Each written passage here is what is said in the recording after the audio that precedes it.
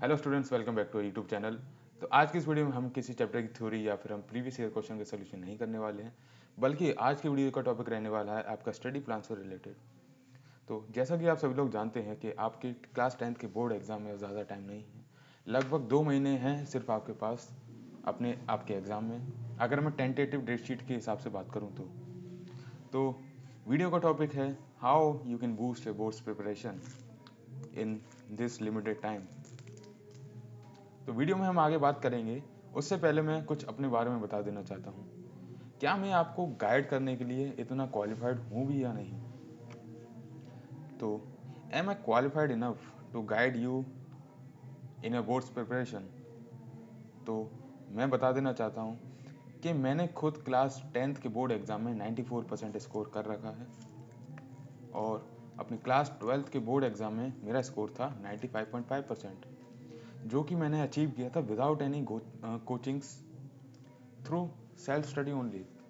यानी कि जो भी मैं आपको एक्सपीरियंस इस वीडियो में बताने वाला हूँ आपकी बोर्ड की प्रिपरेशन से रिलेटेड, वो मेरा खुद का एक्सपीरियंस है। ये कुछ तस्वीरें हैं। ये जब मेरा 12th का रिज़ल्ट आया था तब मेरा न्यूज़पेपर में एक फ़ोटो भी आया था और मुझे अवार्ड से सम्मानित भी किया गया था, क्योंकि मैं अपने क्लास 12th में अपने स्कूल का टॉपर था।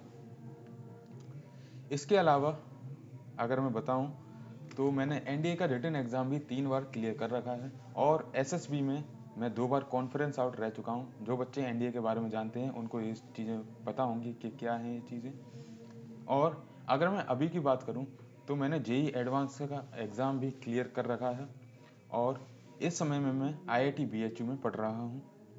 ये भी मैंने किसी ऑफलाइन कोचिंग जाए बिना अचीव की हैं, through self study and online coaching. तो चलते हैं अपनी वीडियो की तरफ। आपकी टेंटेटिव डेट शीट के हिसाब से एग्ज़ाम की स्टार्ट डेट है 17 फरवरी। अब जितना भी आपके पास टाइम बचा है इस समय में, वो सिर्फ और सिर्फ रिवीजन और प्रैक्टिस के लिए है। लगभग आपके स्कूलों में, सभी स्कूलों में सिलेबस जो है कंप्लीशन की तरफ होगा, प्रैक्टिकल्स वगैरह चल रहे होंगे। तो अब जो टाइम है वो सिर्फ आपको इस टाइम में आपको रिवीजन करनी है और जो आपने रिवाइज किया है उसको ऊपर क्वेश्चन की प्रैक्टिस करनी है। अब बच्चे पूछते हैं यहाँ पर कि सर प्रैक्टिस कैसे करनी है और कहाँ से करनी है? तो इसके लिए आपको लगाने हैं पीवाइज क्यूज, क्योंकि अब जो टाइम है ये सिर्फ और सिर्फ प्रीवियस ईयर क्वेश्चंस के ऊपर प्रैक्टिस करने का टाइम है। या फिर आप ले सकते हैं किसी भी ब्रांड का सैम्पल पेपर, उसमें जो क्वेश्चन दे रखे हैं वो आपको सॉल्व करने हैं, जो कि होंगे आपके एग्ज़ाम फॉर्मेट पर बेस्ड। जो भी फॉर्मेट है आपके एग्ज़ाम का, उस फॉर्मेट पर वो जो पेपर्स हैं वो बने होंगे, उनको आपको सॉल्व करना है। मैं अपने बारे में बताऊं तो मैंने जो बुक ली थी सैम्पल पेपर की वो थी ओसवाल की। आप चाहें तो आप गुरुकुल वगैरह, गुरुकुल की ले सकते हैं या किसी और ब्रांड की ले सकते हैं, लेकिन मेरी जो फेवरेट रही वो ओसवाल की थी, क्योंकि इसमें जो क्वेश्चन की फ्रेमिंग और जो सॉल्यूशंस थे वो मुझे अच्छे लगे as compare to other brand. आप गुरुकुल की भी ले सकते हैं या फिर आप कोई ब्रांड जो मार्केट में अवेलेबल हो उसकी भी आप ले सकते हैं, लेकिन मेन जो चीज़ है वो है आपके पास एक बुक होनी चाहिए जिसमें आपके पेपर्स के फॉर्मेट के अकॉर्डिंग जो पेपर दिए हों और उसको आप सॉल्व कर पाएँ। इसके अलावा आपको लगाने हैं प्रीवियस ईयर। इसके लिए आप मार्केट में से कोई बुक ले सकते हैं या फिर अगर आपके पास बुक लेने के पैसे नहीं हैं तो आप ऑनलाइन वेबसाइट से प्रीवियस ईयर पेपर्स को डाउनलोड कर सकते हैं अपने मोबाइल या लैपटॉप में, उसमें से आप प्रैक्टिस करें। अब आपके पास प्रीवियस ईयर पेपर्स की या सैम्पल पेपर्स की बुक तो आ गई, लेकिन अब बात आती है कि आप उसको किस तरीके से सॉल्व करें जिससे आप उस बुक का मैक्सिमम बेनिफिट अचीव कर पाएँ। तो अब है आपका practice from previous year question paper. इसमें मैंने कुछ स्टेप्स लिख रखे हैं। सबसे पहली जो चीज़ है वो है कि आपको पेपर्स को इस तरीके से सॉल्व करना है जैसे कि आप एग्ज़ाम में बैठकर अपना एग्ज़ाम दे रहे हो। यानी कि आपको इन्वायरमेंट आपको एग्ज़ाम वाला बनाना है। आपको टाइम बाउंड होकर उन पेपर्स को सॉल्व करना है,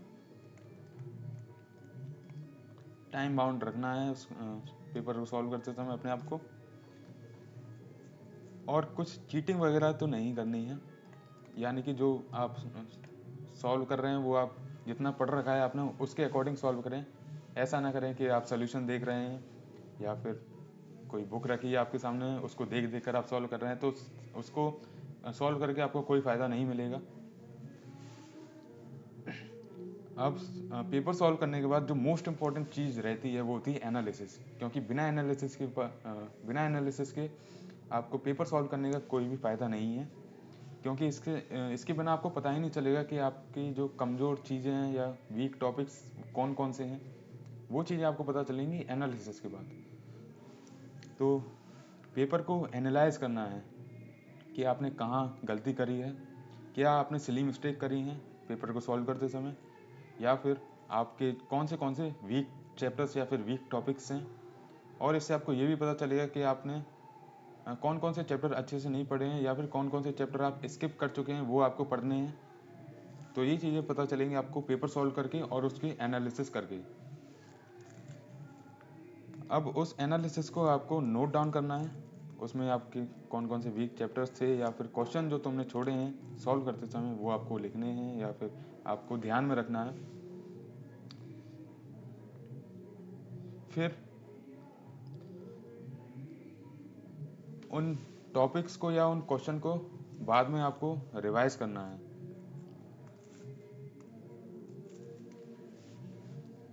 जो जो आपने पेपर सॉल्व करते समय छोड़ दिए थे या फिर नहीं समझ में आए थे कि कैसे सॉल्व करते हैं, उनके कंसेप्ट को आपको देखना है और उसको दोबारा से रिवाइज करना है अपनी बुक से।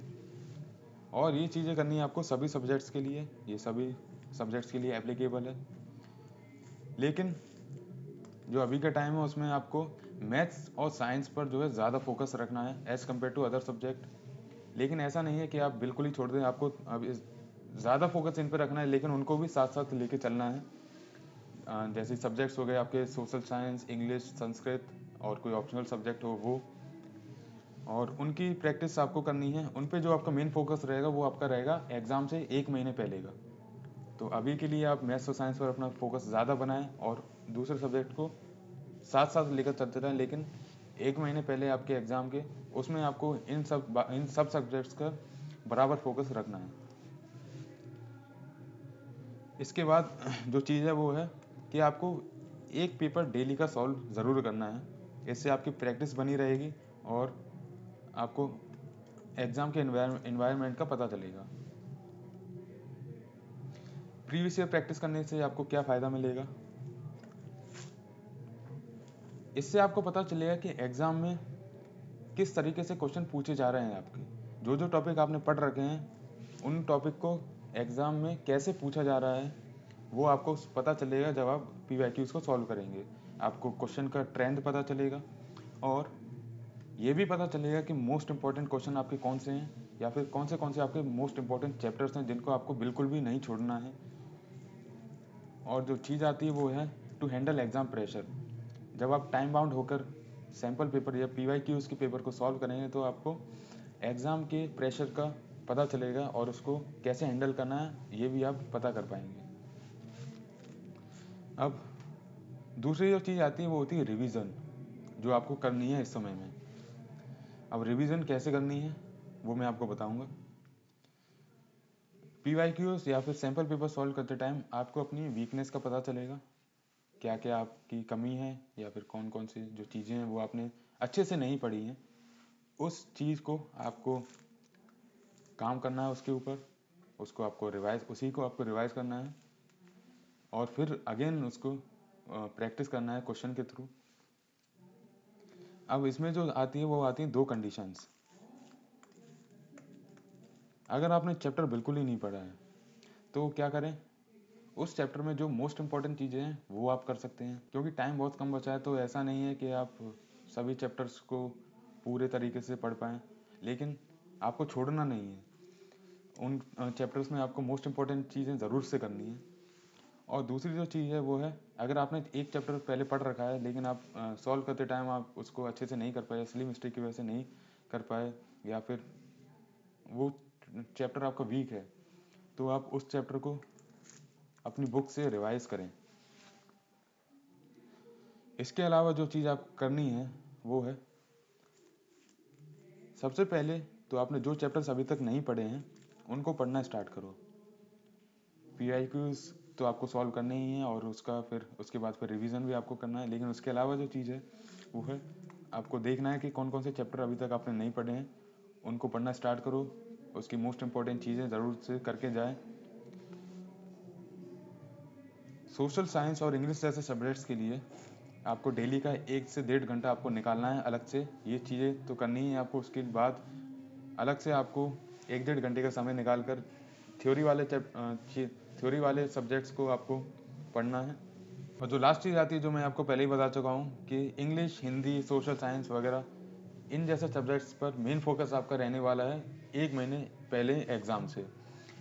अभी जो टाइम है उस टाइम में आपको मैथ्स, साइंस पर ज़्यादा फोकस करना है as compare to this subjects, लेकिन इनको भी आपको साथ साथ लेके चलना है। तो यहाँ पर जो भी मैं आपके लिए टिप्स या फिर मेरा एक्सपीरियंस जो लेके आया था वो ख़त्म होता है। आपको कोई भी डाउट है तो आप कमेंट सेक्शन में मुझसे कनेक्ट कर सकते हैं। बाकी जो भी मैंने आपको चीज़ें बताई उनको फॉलो करके आप देखेंगे कि आप में इम्प्रूवमेंट आएगी, और यही चीज़ें करते करते आप एग्ज़ाम टाइम में एक प्रिपेयर कर चुके होंगे अपने आप को, आप एक अच्छा स्कोर ज़रूर कर पाएंगे। तो मिलते हैं अगली वीडियो में, जिसमें मैं किसी चैप्टर की थ्योरी या PYQ के सॉल्यूशन ला रहा हूँगा। तब तक के लिए ओके बाय।